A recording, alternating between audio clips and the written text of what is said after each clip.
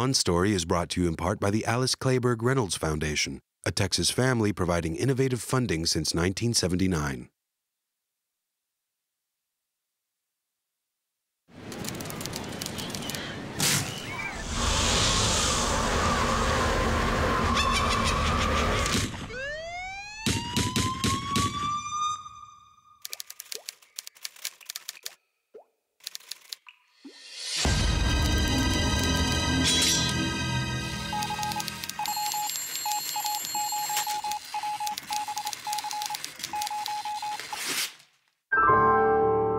On Story, presented by Austin Film Festival, a look inside the creative process from today's leading writers and directors.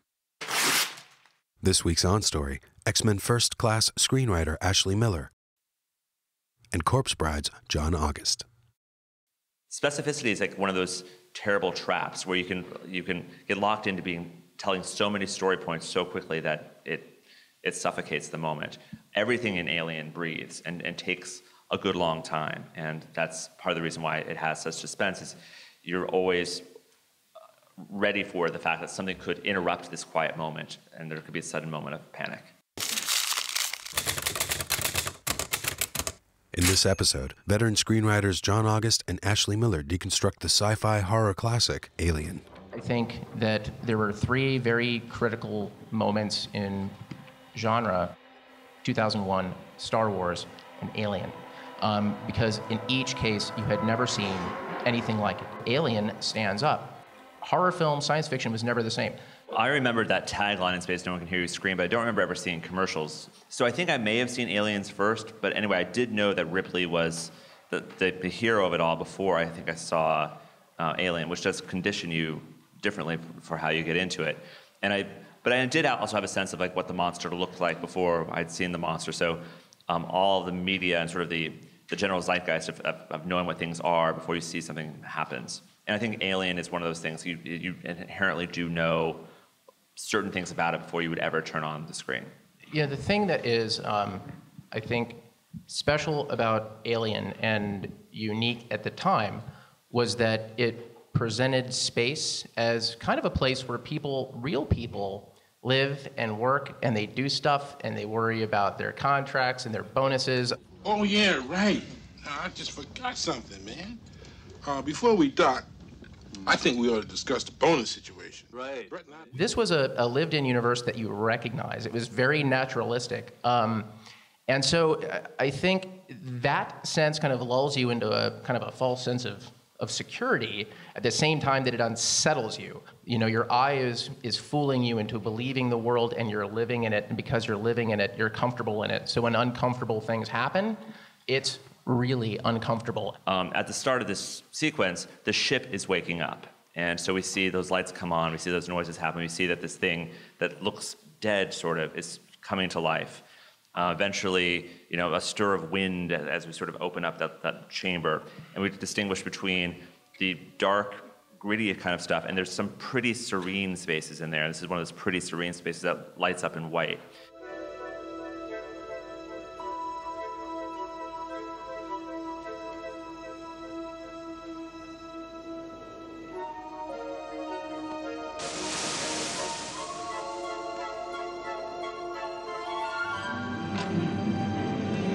Surprised that there actually were people sleeping in there, and as that sort of flowery thing opens up, that these people are innocent and seem soft, and they're shirtless, and it's sort of is the first tip-off that there's something sexual that's going to happen in our story. That these people are sort of seem very sexually vulnerable in a way that's going to become important.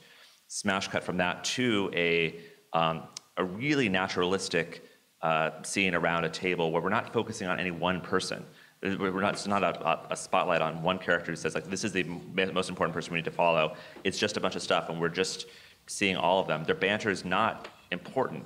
It's not until the end of the scene that we see that one of these people is in charge, and that's the captain who has to go off by himself to talk to Mother to get the next bit of information. So even though it doesn't seem like anything special happened there, you establish a lot about the relationships in that one tracking shot. You've got all of those little chambers, those cryo chambers where everybody is sleeping. And the way that they open up, they just open up like that. Like you said, it was like a flower. It was like it's just blooming. And then these living things come out of it. And they appear to be one thing, and then you're kind of off to the races with it. That imagery repeats itself again and again. You see it in a very dark way when the egg opens, and it's like, wow, what's that? And it's waking up, and there it is. And here's this thing that was dead, and now it's alive. And one of the things that's great about Ridley Scott when he's at the height of his power is that he is awesome about creating image systems like that, but not hitting you over the head and saying, look, Mom, I'm making a movie. Dallas is our captain, and so he's clearly in charge, even though he's not especially effective, and he will abdicate responsibility to Ash, the science officer, way more than we are comfortable him doing. You have Kane as his second in command. Kane, of course, gets the facehugger, so he's the first one offed. You have the mechanics, who are just there for their full share. You have Veronica Cartwright, who has some sort of navigation communication function. We don't know entirely what her official job title is. And you have Ripley. Nothing about how the movie is set up tells you that she's going to be the character you're going to follow through to the end. There's at no point are we really tipping that off until this moment we're just about to see. Move! Get out of there! Don't you move! Dallas! Move, Dallas! Move, Dallas! Get out! Oh. No, not that way! The other way! God! Dallas? So with Dallas gone, right, and Dallas is the hero, and you come to this film armed with certain expectations that a guy like Dallas, Tom Skerritt, is going to be your hero. If you go back and you just listen to that scene, what do you hear other than the beep, beep, beep, and the beep, beep, beep? You hear the only other credible possible hero freaking out. And you know instinctively that there is no way that Veronica Cartwright is making it through this film, because she is way too wigged out, man. She has completely lost her cool. And, Ripley is just ice. I mean, she's not, but she is. She keeps it together, and she's actually able to speak coherently. You look for the POV you want to land on. And what's kind of special about this movie is that early on, it doesn't give you a lot of clues as to what your POV is. So you kind of happily jump around saying, okay, I'm with the crew, and the crew is kind of an entity. But that begins to neck down as the problem starts to heat up. And you're in a place where you're thinking, okay, Tom Skerritt, I'm with him. He's the guy. He's kind of rising to the occasion. He's doing the heroic crap, and it's going to be awesome. And then he's out. And now you're looking for what's that POV? Where do you want to land?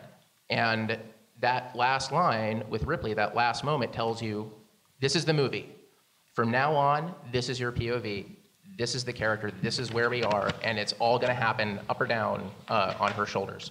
In terms of jumping between perspective, I also wanted to stress, unlike many horror movie antecedents, we're also never cutting to the villain's point of view. In this movie, we never see things from sort of how the alien is approaching, what the alien's doing next, what the alien is working on. We are, by limiting us to the human characters in the story, everything that's out there is terrifying to us because we don't know where it is or what it's trying to do next. The problem, I think, is and this was another reason why Ripley was such an inspired choice in that film. It wasn't just that the captain was dead. It's that the hero was now the woman. And it didn't really happen. These kinds of films, at the time, you didn't think, oh, well, boys and girls are going to want to see it. It was, a very male-driven audience, I think, in the mind of the studios and the marketing department. So going with somebody like Sigourney Weaver as your last survivor, with something that they spent this much money on, and not like it's kind of a low-budget, horror film / or whatever, was something of a risk. I think, to a certain extent, it's become something of a cliche that Ripley, who is interesting because she's real, she is not a superhero by any stretch of the imagination. Her only superpower appears to be that when bad happens, she keeps it together. That's actually an amazing sequence, and everything that leads up to it is equally amazing on a number of levels. On simply a visceral level, there's a claustrophobia to that of just not being able to breathe, and the fact that the reaction to trying to save him is that he could be strangled and killed. So the threat is pretty explicit, but what you're building to is and you get it a little bit in retrospect, is this idea that he is being impregnated. It's, you know, it's pretty much a rape scene, and it's incredibly upsetting and unsettling as you're watching it, because you know whatever is happening, it's not like, hey, it's a Tunisian soul kiss. It's something else entirely that can't end well. The other thing I'd point out about this scene is that there's not a moment really, I mean, you know, Ash is kind of doing the thing where he's, you know, talking about what's happening with this, and you're getting some reactions, but largely what you're on and what you're seeing is just the action of the scene. This is just about what's happening on that table. This is just about the horror of that. This is about the fact that as the audience, you don't understand what it is yet, but you know that you don't want it to happen to you. So these characters are in a terrifying situation. This is something they've never encountered before. And so they're falling back on standard operating procedures, to at least the degree they can understand them, in that they're in this safe place, they have these masks on, they're gonna try to sort of take this thing off. They're trying to be reasonable and logical in an unreasonable and illogical situation. We as the audience don't have really any more or any less information than they do. We're very much limited to their perspective. One of the things I find a little bit strange about Alien is that it's not entirely clear to a degree to which people in this universe have experienced any other alien life. I think it's left deliberately ambiguous, but honestly kind of frustratingly ambiguous. Like, you know, there clearly aren't other sentient aliens they're dealing with, but have they encountered other life before? They don't know what they're doing, Right. and things are going to go badly. But I would also look at sort of how we're separating off the space. We have the nice clean white space of this clinical office, and then everything in there is pretty and tidy. And then we're outside in this jammed hallway watching in, and it's like a maternity ward in many ways, and a terrible baby is going to be born really soon. So this is only the second time in the film we've seen people sit down and eat. And so it's a recall, it's an echo of the initial breakfast scene. In the initial breakfast scene, everything went fine. So we're back here, and yet we know that things have fundamentally changed. We've come back to the same table, so we're gonna talk like it's all okay. Then the minute he starts to spasm, we know something terrible is going to happen, and we're wondering what's going to happen, but we don't know. We know something bad is going to happen, so that burst out tells us things are going to get worse for everybody on board.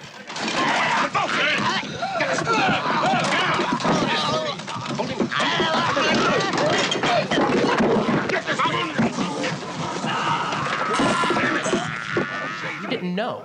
You didn't know what any of this meant. So when they sat down to eat, that was a complete surprise. You didn't know what was going to come out of his stomach. You didn't know. It was unlike anything that you had ever seen. And I promise you, the response to that was dead silence. But you could do that and make that work in that movie at the time, because what Ridley Scott, what the writers, or Dan O'Bannon, what those guys are playing on is that there are mysteries. And anything that you might expect from this genre, from a film like this, you've got an idea now after the face hugger scene. After that scene, you start to understand that things are going to be a little bit different. But now, you know that all bets are off. But you don't even know how far the bets are off, and it's kind of amazing filmmaking. You've been watching a conversation about the sci-fi horror classic Alien on Story. Next up, filmmaker Jason Mann and the short film Delicacy. Hi, I'm Jason Mann. I made a film called Delicacy, which is about to be presented. This film was made in a very irreverent spirit. It was conceived by Frieda. One of the most difficult things about making this movie was perhaps the logistics of making the movie, because the size of this movie and the budget are completely disproportionate. We had very little money to make a movie of this size. Something that maybe stands out for me is the opening scene. That's something that I workshopped for several months. I rewrote it and rewrote it. And in fact, I did a test shoot of that scene in New York with New York actors. So the film's about 11 minutes long. Hope you enjoy.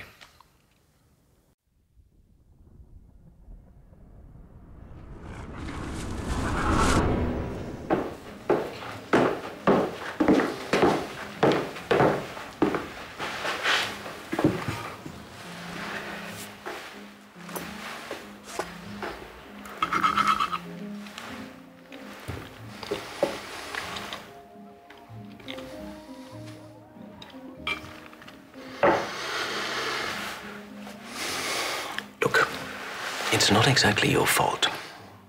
The last time I tasted something truly exciting was August 5th, 1991. Bagua, made by tribes in the deepest jungles of southern Uganda. It's infused with a saffron-like spice and highlights the tenderest cut of African elephant. But I've had it far too many times since. I was hoping it wouldn't have to come to this.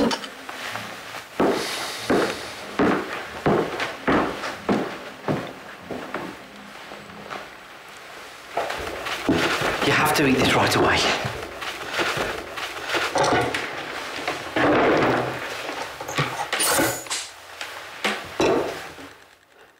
Go on.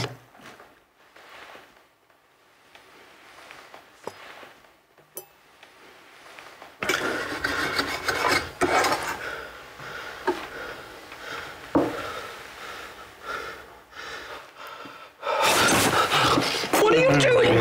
I'm sorry. I'm sorry. I can't help it. Oh, sorry.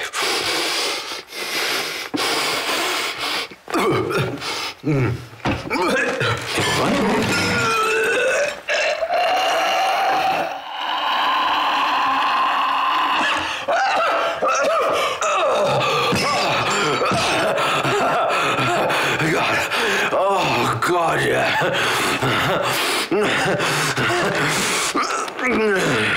Jesus.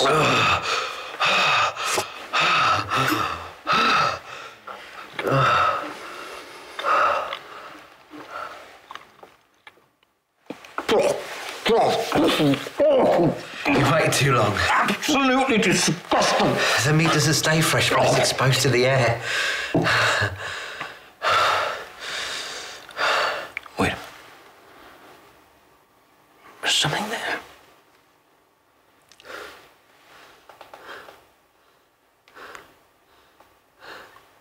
What the hell is it? The flavor profile is extraordinary.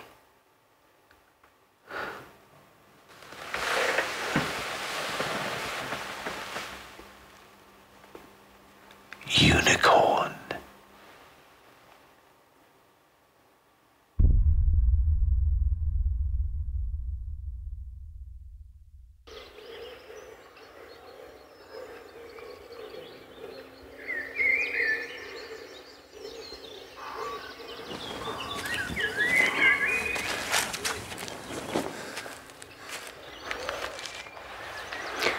You'll find your guide over there in the forest.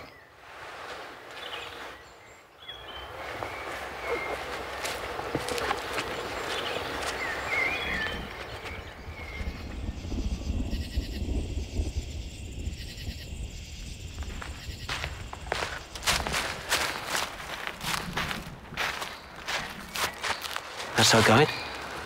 Our virgin. What? A unicorn can't be lured except by a female virgin. Right.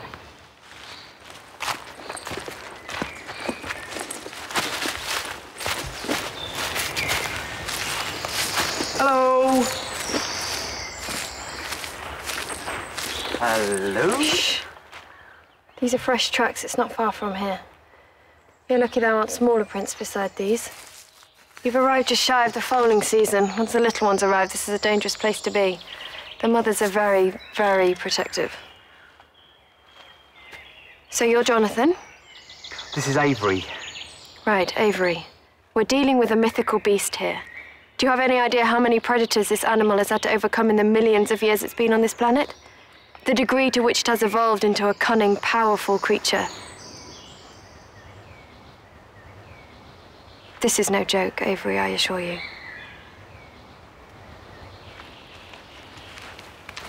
Best not to lag behind. She seems nice.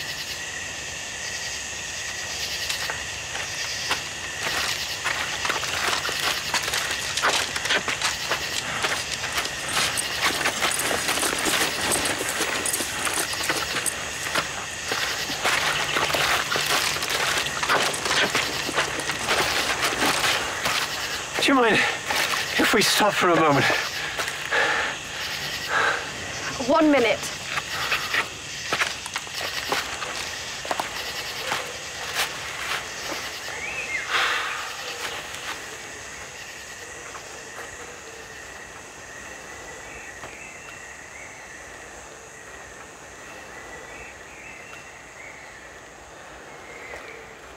Once the little ones arrive, this is a dangerous place to be. Mothers are very, very protective. The little ones. We can't be here, it's too dangerous.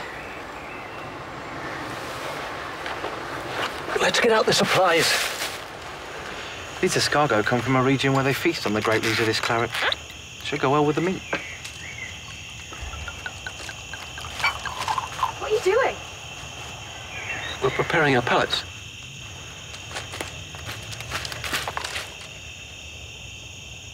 Wait. Something's wrong.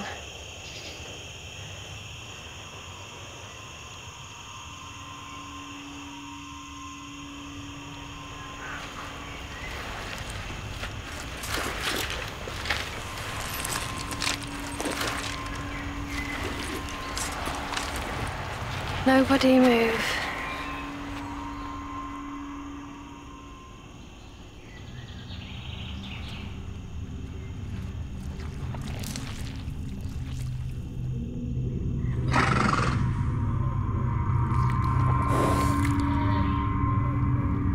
Go on. She's protecting her young. Let's go. No. Shoot it. I can't. We could be swarmed. Honestly, Avery, come on. Let's go. No, come on. We don't need to shoot it now. Come on. Let me go. What are you doing?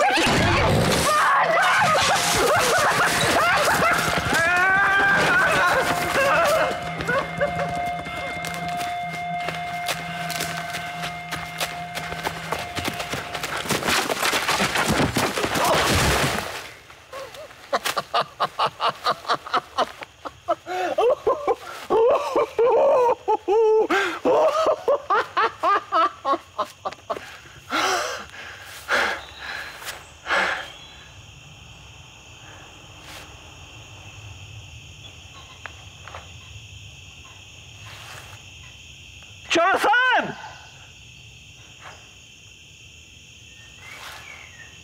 Virgin!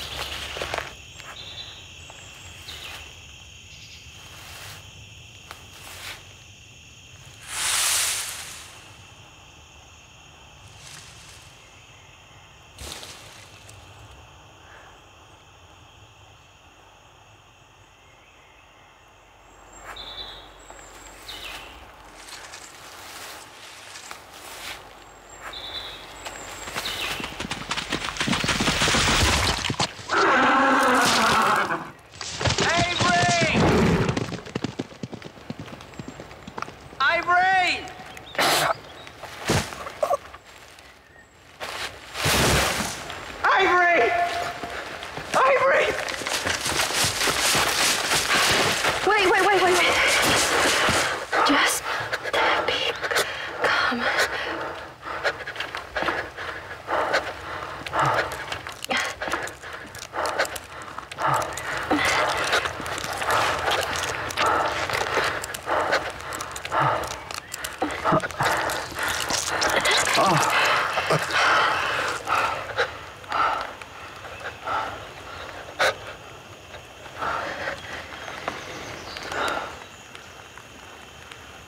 Avery, you have to try this. The bone marrow of the horn is said to contain all the flavors of the meat condensed and amplified.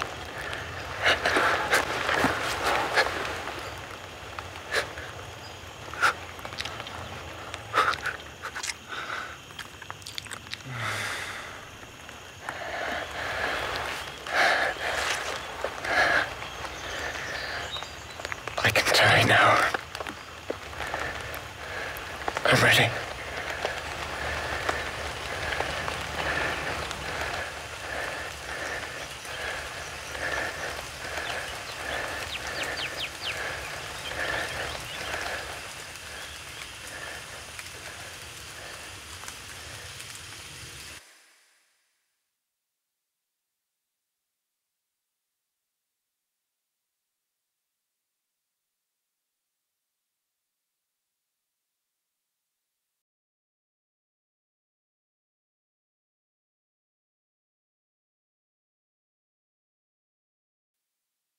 For more On Story, check out our free podcast at onstory.tv or search the iTunes Store and get the book today, On Story, Screenwriters and Their Craft, on Amazon.